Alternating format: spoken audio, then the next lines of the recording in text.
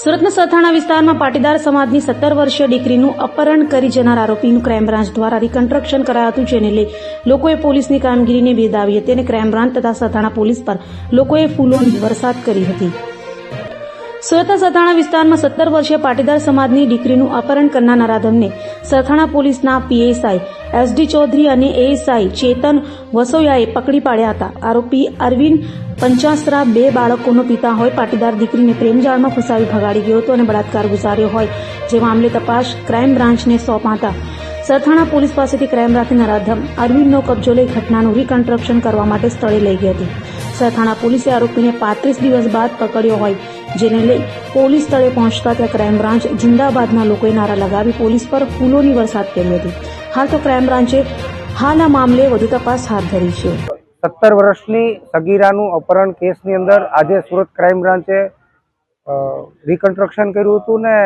સૌ મોટી સંખ્યાની અંદર લોકો ઉમટી પડ્યા હતા જોવા માટે કે આ નરાધમનું જ્યારે સરઘસ કાઢ્યું છે, જ્યારે આ સમાજની વ્યવસ્થાને ખોરવાવાળા આ સામાજિક જે દૂષણો છે, જે સમાજ આ નરાધમો જે છે એમને જાહેરમાં જ્યારે વરઘોડો સરઘસ કાઢતા હોય ત્યારે મોટી સંખ્યામાં લોકો ઉપસ્થિત રહ્યા હતા અને સુરત ક્રાઇમ બ્રાન્ચના કામગીરીને અમે વધાવીએ છીએ।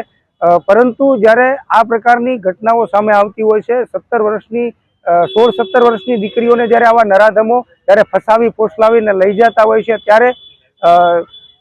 સમાજના આ લુખ્ખાઓને, આ સમાજની અંદર રહેલા જે અસામાજિક તત્વો છે, જેનો કોઈ સમાજ નથી હોતો, એવા લુખ્ખાઓનું જ્યારે સરઘસ કાઢવામાં આવે,